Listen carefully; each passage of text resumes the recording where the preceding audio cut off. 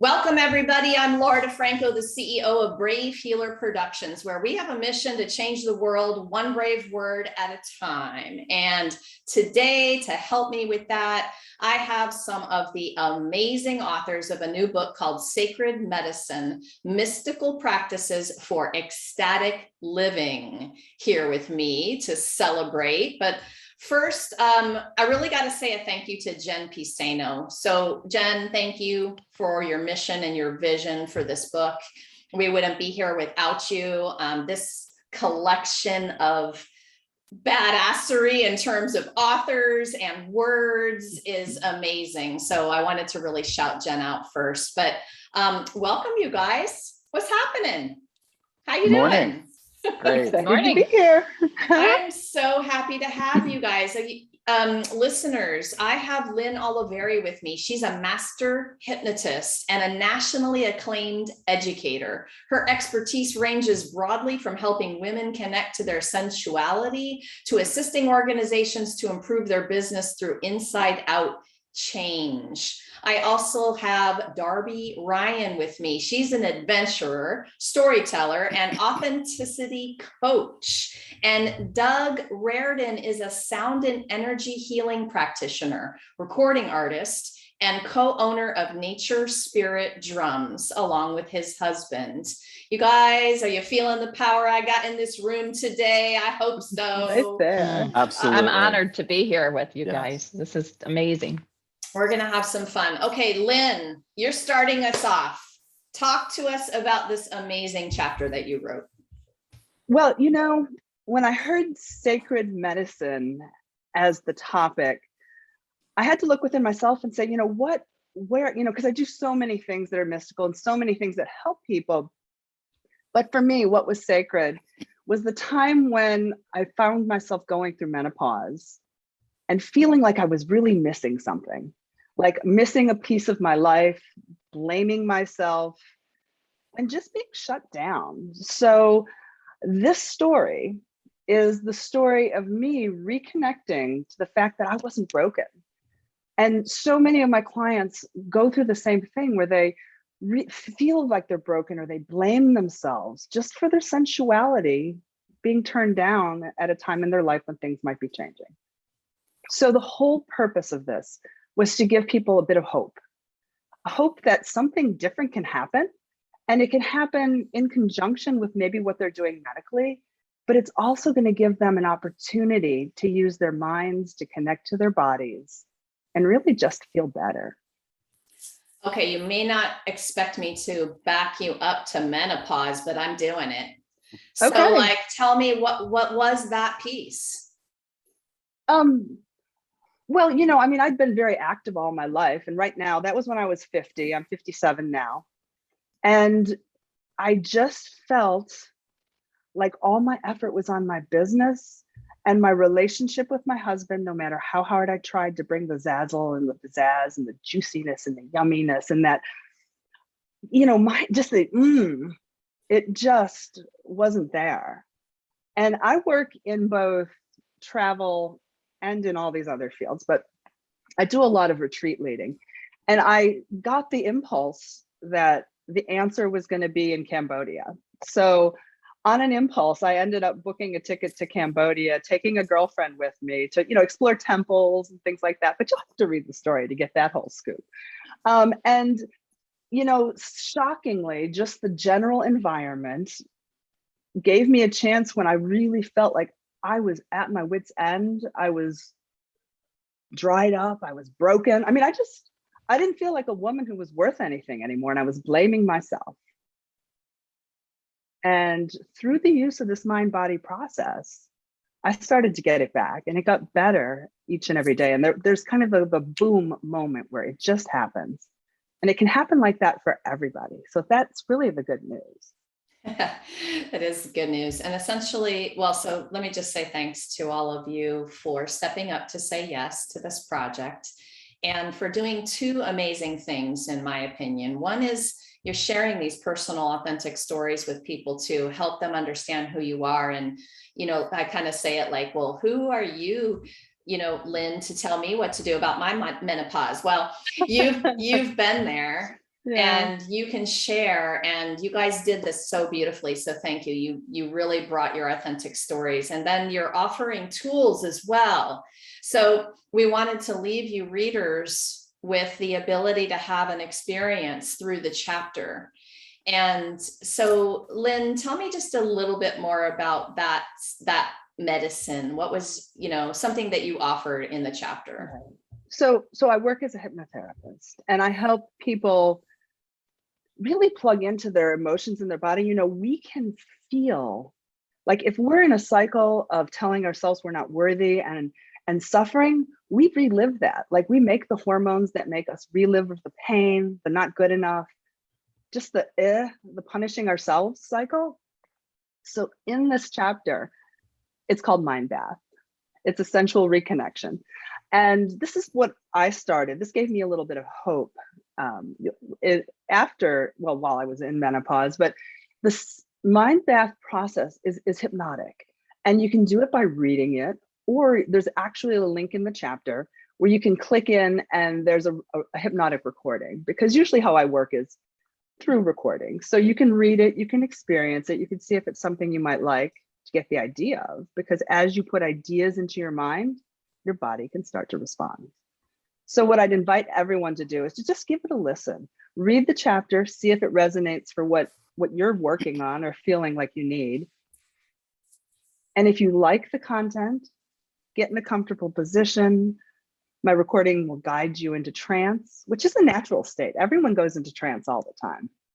And I suspect trance is actually a golden thread in a lot of the medicine we're delivering through the book. So it's an invitation to experience it, to see if it helps you, to try to connect. It involves engaging all your senses, engage your sensuality.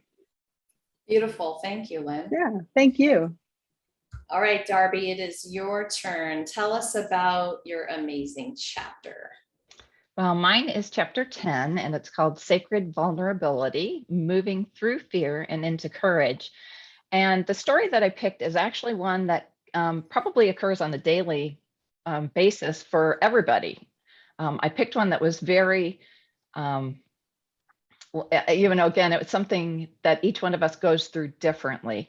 It was a position where I was, I'll be really short with it, but I was invited to my son-in-law's birthday party, which was a surfing birthday party.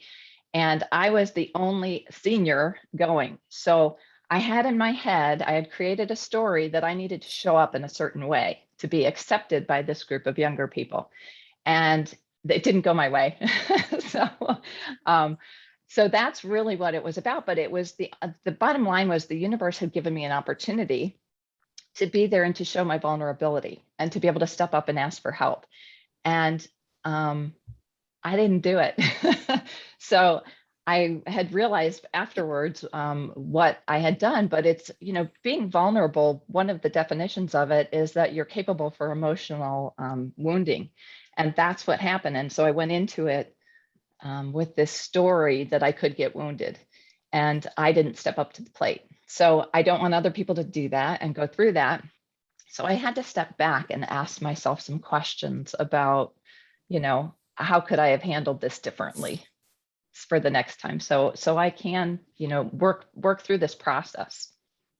I loved the scene that you gave us, and you all write so beautifully. But Darby, I was feeling it. I really was. I was resonating both with the theme of it, but also in your scene, feeling it. And I think there are a lot of us who close down the asking for help because why? Tell me more about that. Well, really, it kind of boils down to we're all looking for love, right? And we're all looking for appreciation. And so we create these stories, and then we believe those stories to be true. So it was like, we feel that we have to show up in that manner. And so we go into what's called a falsehood, like a false persona. We end up putting on this face that here's who I am. And so I'm showing up this way, but it's not true to our inner self. And it's when we need to step out and show that vulnerability and be able to ask for help. I think I've heard you talk about it before. It's like the universe is always there giving you opportunities to work through this. And when you don't work through it, the opportunities get bigger and bigger and bigger and bigger. So it's really about, we're looking externally for appreciation and for support and love, but that's not where it comes from. It's all comes from inside of us, the internal love. Yes. I want to add one thing too. What is that thing where, you need help and now guess what? Attention is all on you. And attention was supposed to be on, the birthday girl or boy that day. But all of a sudden you realize tension's going to be all on you. And there's that moment. Now I'm going to just flip into my own self for a minute, thinking about, oh no, attention's not supposed to be all on me, because then that makes me fill in the blank with your inner critic. Right? So what was that for you? Oh my gosh, it would totally was that. I mean, now here I was thinking, I guess I can get into it a little bit because you guys are going to read it anyways, but it's it's where the inner critics exactly is what happened. It started hitting me that, oh no, I'm supposed to be the caregiver here. I'm the mother. I'm not supposed to be the one who needs help. And so this story was going over and over and over in my head. And because of that, I got more and more afraid, and I was shutting down more and more, and we've talked about we're all energetic bodies, right? And so we have our chakras, and I wanted to be accepted and I wanted to be loved. And I kept thinking, oh my gosh, if I don't portray who they are expecting me to be here, then I'm never going to be invited again, or I'm never going to be asked again. And so I was looking for that approval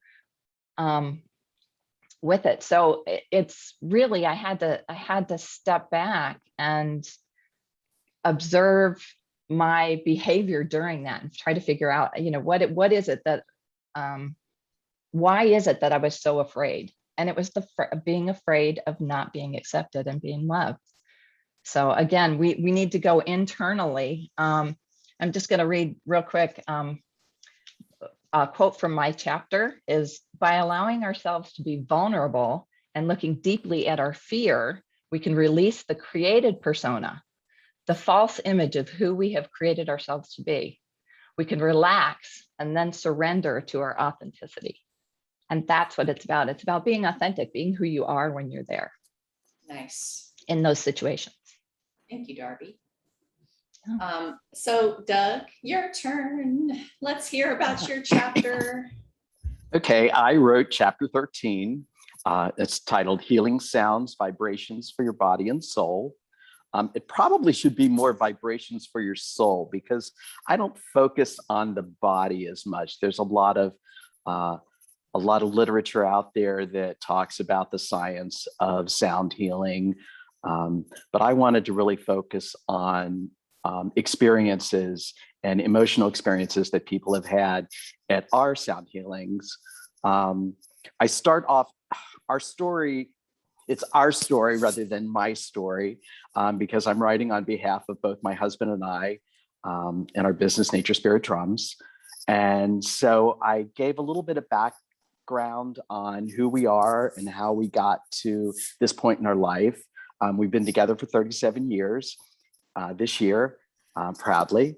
And we suffered through the 80s and the AIDS crisis. And we lost pretty much all of our friends. We stopped going to funerals because it was just too much.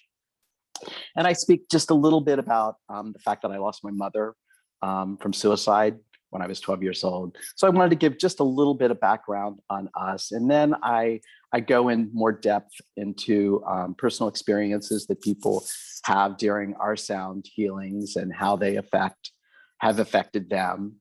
I guess that's about it. Yeah, as far beautiful. as the story. So I've had some experiences with sound healing enough to know that this is profound sacred medicine.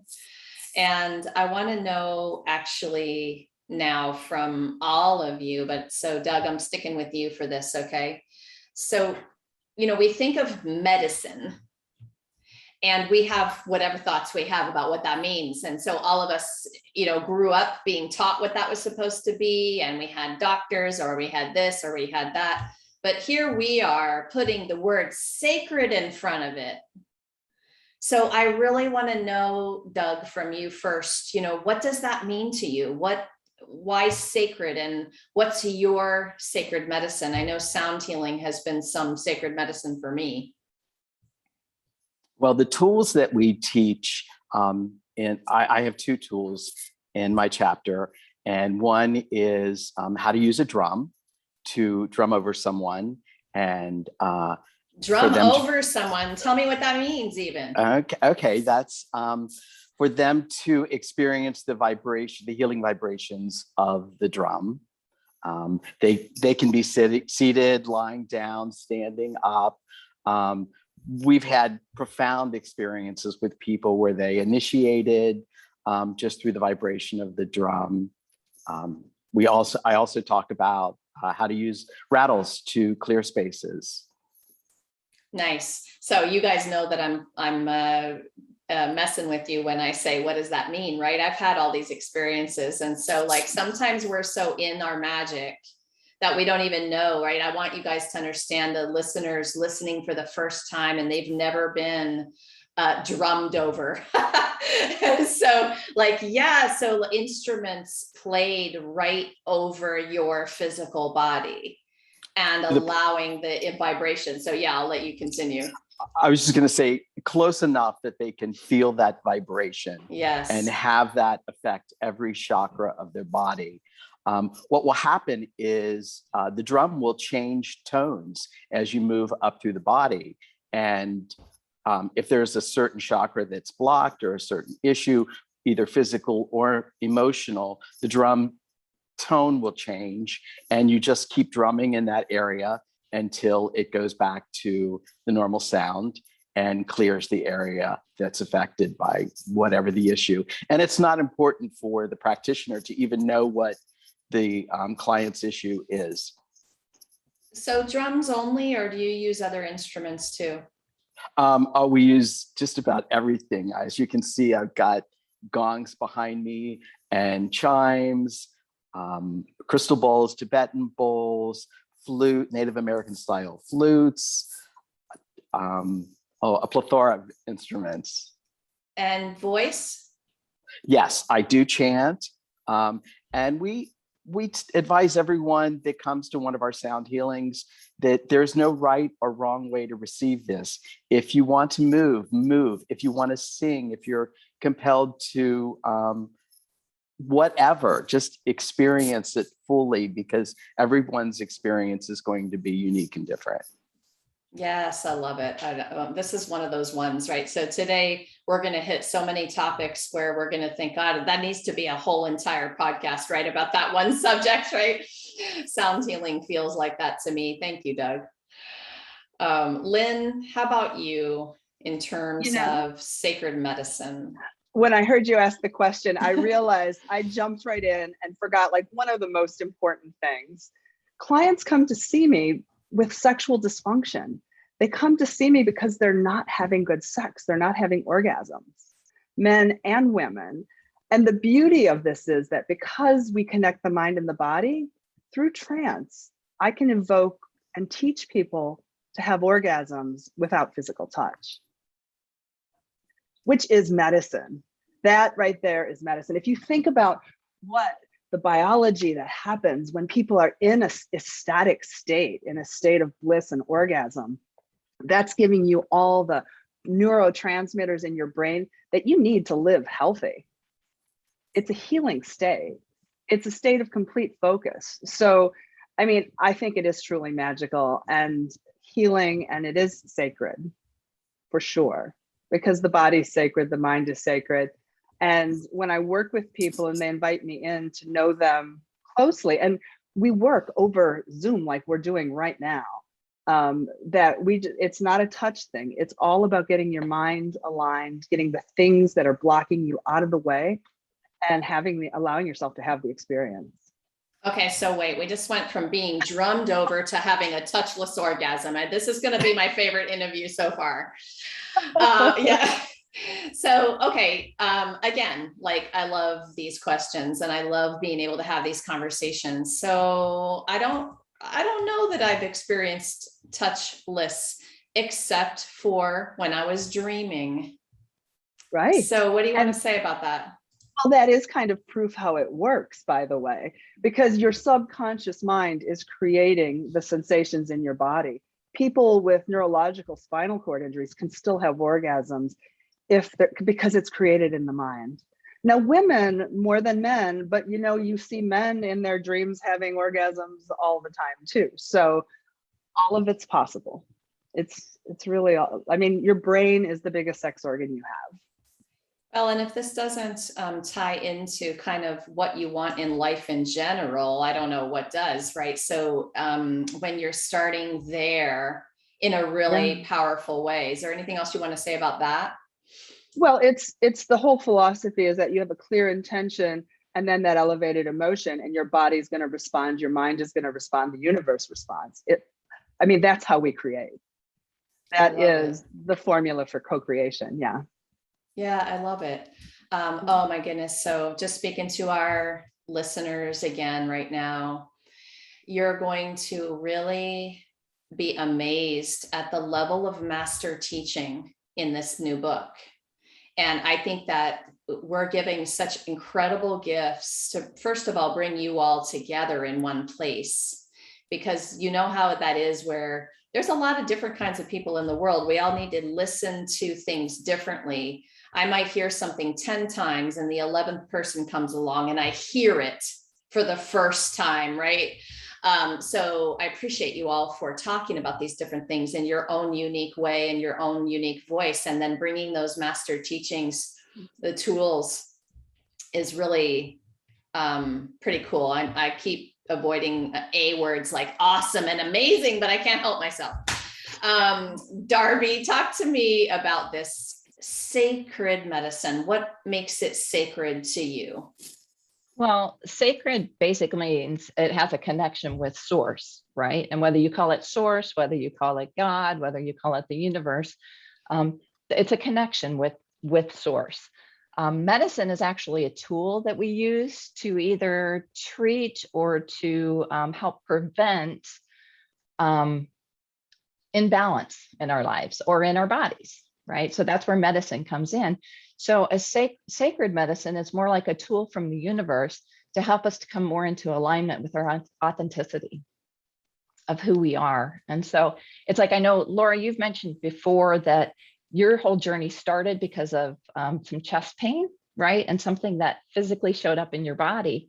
And our bodies are energetic. We're all built of energy. And so we have the different chakras.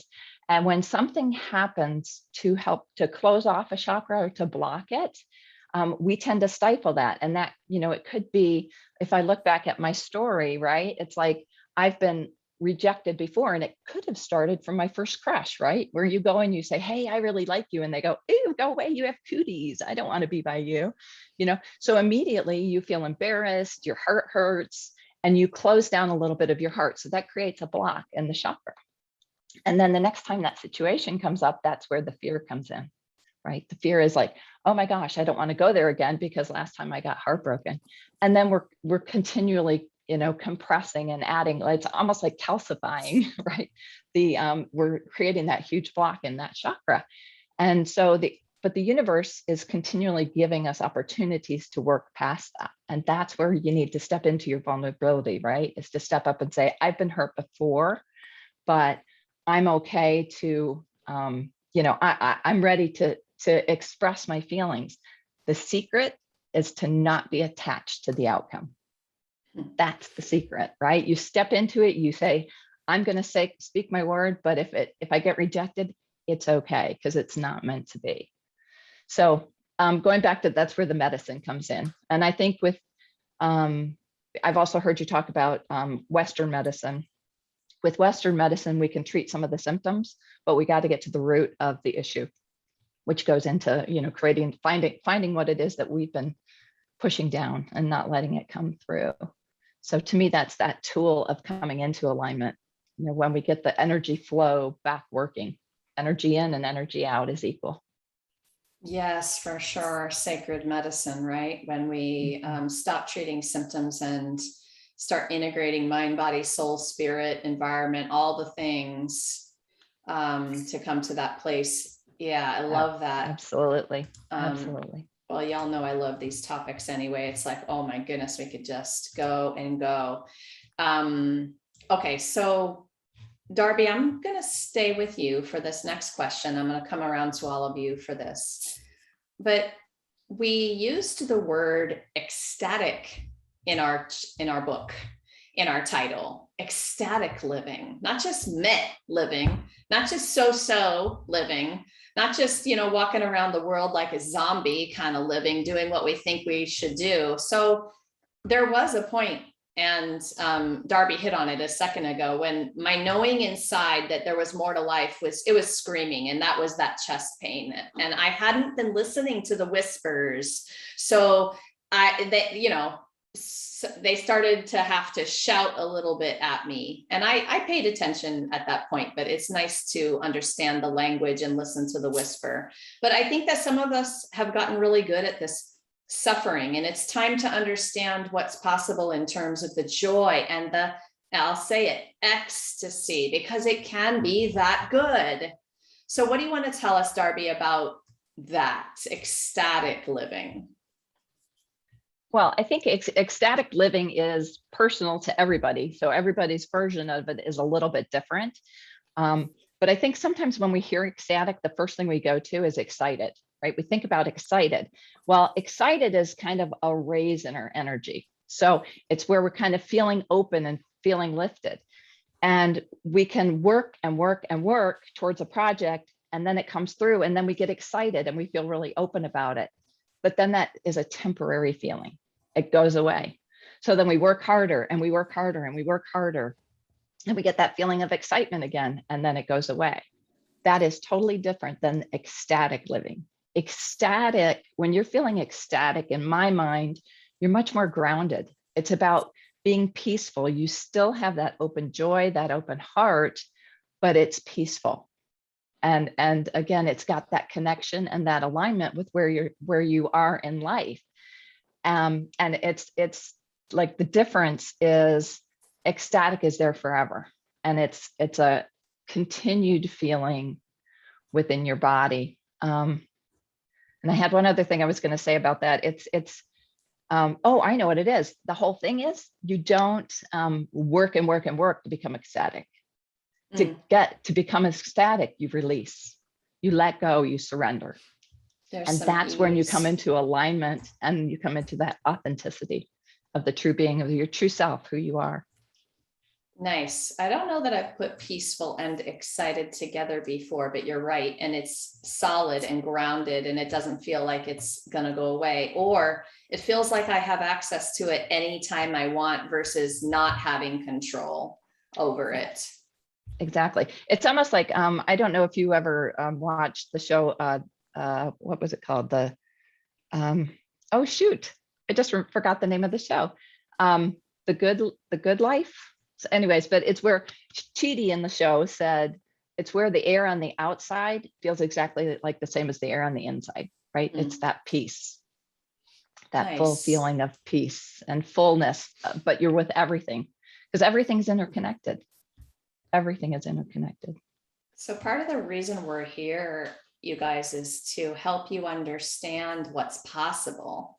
And so what you're listening to Darby talk about there is, I want you to open up your what's possible question to yourself, to life. And these authors have so many ways that they're going to show you different ways to get there. What is possible? What else is possible besides what I'm going through right now? Doug, can you talk a little bit about ecstatic living? Oh my gosh, I think Darby really covered it well when she said that being ecstatic is being in alignment with everything around you, whether you call it God, source, universe, and really accepting yourself for who you are. And the way you experience it can be different all the time, even for yourself. It can come out in joy. It can come out in tears. I had an experience yesterday when I was driving in the car, and I heard Willie Nelson singing My Way. I get a lot of messages through songs, and I'm always singing. You can ask my husband, but I was singing in the car along with Willie Nelson, and the tears, I just started bawling while I was singing, and I didn't stop. And I felt such joy because the words spoke to me in a way that I knew I was living my authentic self. I knew it was telling me that this is what I'm supposed to be doing. And to me, that was truly being ecstatic, and yet it came out in tears. It could come out in laughter. It just feeling that open heart, that energy of everything around you. We experience it so much in nature. We recently moved to the mountains of Blue Ridge Mountains in Georgia, and I don't think I've ever been as ecstatic as I am at this point in my life. I walk around with a smile on my face all the time, and I'm attracting more and more people with that smile. And to me, that is truly just living yourself and being ecstatic. I love that you mentioned that the expression of that can be in tears or laughter, sometimes both. Yeah. Yes. But just giving that listener the idea that it's possible in all of those different emotions, right? Is there anything else you can say about that? I'm sorry, I didn't understand what your question was. Well, I think a lot of the time we think that that super joy, that ecstasy is only gonna be through the happy rainbow good stuff, but sometimes you're moved and an expression of whatever that is in tears comes. And sometimes people, I think, get confused about that, but it can be both things. Absolutely. Yeah, I don't know how to elaborate on that. Well, then maybe I just said it. Did either of you want to say something else about that? Lynn or Darby? Well, I agree that it can show up in different ways. And I think our body just functions in whatever way that it wants to present itself in that situation. So we know the feeling that's inside. And I think that's where the key is what we are feeling inside. And I'm very good friends with Doug, and I want to mention one of the things that I'm seeing coming from your ecstasy, Doug, is the creativity that's showing up for you right now. And I think that's one way that is really demonstrating and presenting how everything is in alignment for you right now. I mean, looking at everything that you've created on your new property and with your sound healings, and how the community is flocking to you without you having to do anything. That's about alignment, right? That's because you're in your true authenticity. You're who you are, coming true to yourself. One more quick moment about the sound healing in general, and just when you experience a healing session where vibration is the modality, and I feel sometimes like I'm being washed out from the inside out by sound.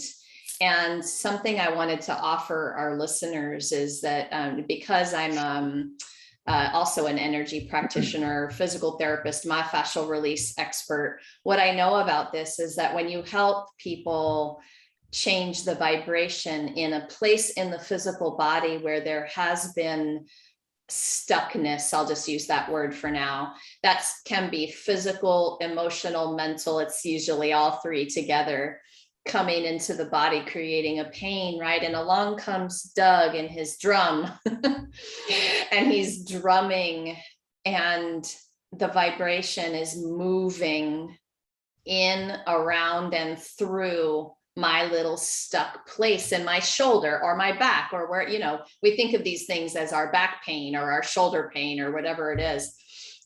There's a shift and it's profound. And sometimes I feel like all of our job in the book, being authors, being teachers, is being a bridge for how to describe that to people who've never experienced it before.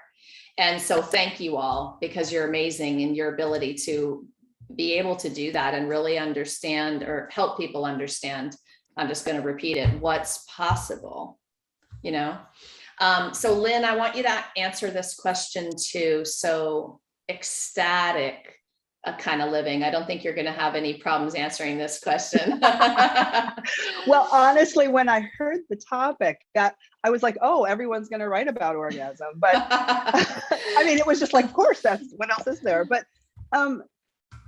it's more than that, because what gets in the way are these blocks. And ultimately, when I work through sessions with people, it's the feelings of not good enough. It's the feelings of not loving themselves, truthfully, or not feeling worthy of loving themselves. So there's emotional things and blocks that have to be removed, because ecstatic living, I think that Darby said it really well. It's not about excited living.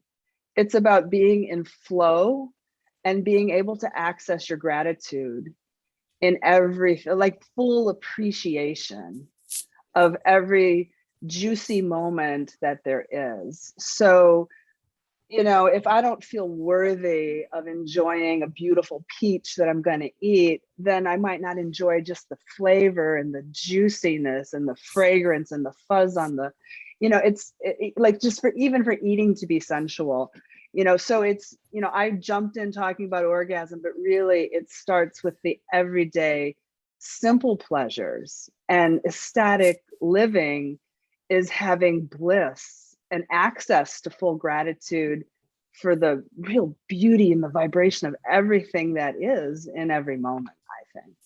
I love that so much. I was writing it down. Ecstatic living is being able to access your gratitude in any moment, all around you, no matter what is happening to you. And being in the moment. Yes. Yeah. Foundational is that in the moment presence practice. Yeah. Yes, yes, yes. And one of the things Lynn brought up is it's that when you're grateful for everything, that's coming from the inside, right? That's coming from our internal. When I talked before about excited, that's when we're looking for something external, something outside of ourselves for that joy. But if you think about, if you actually close your eyes and go to a place or a moment in time when you were so thrilled and something just made you feel booming with love, when you close your eyes, you can go back to that moment. And that's because that's what's inside of us, right? The external source is gone, but it's the internal. So the goal is to be able to see that in every moment and bring that out. And we have that capability to bring that out every moment. Thank you for that, Lynn. That was beautiful. Thank you. I like to think of it just as the well from inside keeps getting fuller. And as you practice ecstatic living in the simple things, like your well becomes more and more full to the point where you can just begin to share that effortlessly with others too. Just a little aside. Yes, essentially, we're all in the practice of serving from the overflow, which is a pretty cool place to be in life, right? So, Lynn, I'm going to stay with you for moving into kind of this next one, because, we're sitting here talking about ecstasy and bliss and joy and all the cool things, yet we've probably had one of the hardest year and a half time periods of our lives. And there are listeners who are still stuck, and they may have fallen in the pit a bit with all of this. And leaping to ecstasy doesn't seem possible. So what I want you to offer is, what's that foundational little stepping stone they can take if someone's listening and they're like, oh my gosh, I am not there, how can I get there? Exactly. And because you can't start there. And my story starts with simply feel a little bit better. Have hope that you can take one step to make you feel better, which proves to you that you can take another step to feel better, because you don't get from here to here. Well, you can, but most people don't. They have to slowly turn the boat, So yeah, it could be as simple as reading the chapter and saying, okay, I'll give it a try. I'm going to let go of judging myself as stuck in this position and allow myself to just imagine what could be possible, or to imagine that I can feel a little better if I can be out of pain for a moment. And then I can be out of pain for 5 minutes. And then tomorrow I can have even a longer stretch. It's learning to notice when you're in the pattern and then shorten the refractory period. I think I said a whole lot of stuff right there. I don't know, but it felt like it was really coming out. So well, and sorry. I want to back you up actually, because you guys have so many things that you're offering, and it's a lot, but you said something about, they may read one of the chapters in this book and they could say to themselves, okay, I'll just try this today. And that's it right there. Like, if we just keep it right there, I'll just give myself permission to try something new and just give this a try. And then I think Darby said it, but it's all of you are talking about it. Detach from the outcome. Detachment is part of sacred medicine. It's part of understanding that everything happens for us, no matter what outcome is coming our way, right? And just get back into the practice, like Lynn said, as fast as you can, back to the practice. Yeah. Amazing gifts. So, okay. So Darby, follow that up then with what do you want to offer the listener as that little stepping stone? I'm going to hitchhike on to what Lynn was saying, and it does go, my hint is to, the moment you open your eyes in the morning, think of something you're grateful for. And it could be the sun coming in the window, or it could be the rain, because the rain is now helping things to grow, right? And bringing the colors back into nature. It could be looking up at your ceiling fan and saying, I'm so grateful that I have a ceiling fan to keep me cool when it's going to be in the hundreds. Or it could even be if you look up and you see, so many times, like, we'll look up and we'll see the dirt on the ceiling fan and we'll go, oh, I need to dust that. Instead, look up and look at the dirt and go, I am so grateful that that dirt is there, because that meant that was another 10 minutes I got to spend with my children, right? Or I got to spend that doing something for me. So wake up with your focus on something to be grateful for. And that one little step changes the direction of your day. How have you been in my house looking at my ceiling fans anyway? Like, I don't know. All right. I actually think they come with dust. I think that's part of it. I think so too. Okay, Doug. So you're gonna close us out today, Doug, on this question. So what do you want to offer that person who's listening, who really is still stuck and they just need the one little stepping stone today? Well, I'm going to first follow up on what Darby said. I used to do a practice. I don't need it as much right now, so I don't do it on a regular basis. But when I would do mundane chores like mowing the lawn, I would go through the alphabet and think of something by every letter that I was grateful for, starting with A through Z. And it's amazing when the sun is beating down on you and you say, I am grateful for this sun. It will change you. And we talk about sacred. I believe everything is sacred because everything is brought to us for a reason. So if you start to find the sacred in everything you do, when you, I like to garden. So when you've got your hands in that dirt and relish it and experience the sacredness of that dirt or the plant or the water that's going to nourish that plant. I mean, it's just another way of showing your gratitude. But find the sacredness in everything and stay in the moment.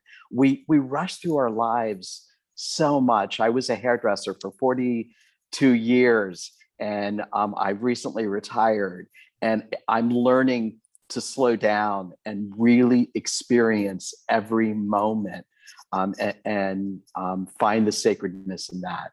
So I think that would be my advice: to slow down and appreciate, find the gratitude, find the sacredness in that dust, in that ceiling fan. Okay, I want that hairdresser who combines a chanting over my head with the haircut. Like, well, I think we got something here, Doug. Like, we need to do this. All right.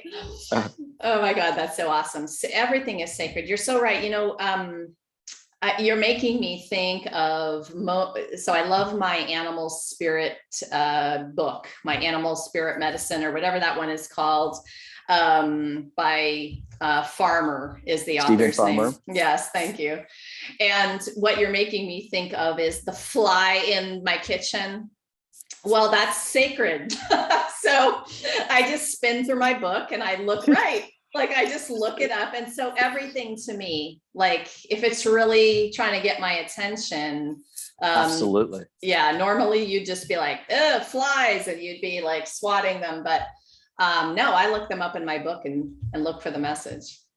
And we're getting messages all the time. Yeah. I mean, I get them in music. Listen. Yeah. Yes. Listen to what's out there, whether it's the visual or auditory. Yes, perfect place for listeners, funny enough, to stop there is just listen. Listen to what's vibrating with your heart and soul, getting your attention, trying to get your attention. Really, really nice. To all of you authors, amazing experts and teachers, thank you so much for what you do in the world and for being here today to share it with everyone. Thank you for the beautiful opportunity. All right. So to you and to Jen. Oh, yes. Jen Pisano, thank you very much for bringing us all together.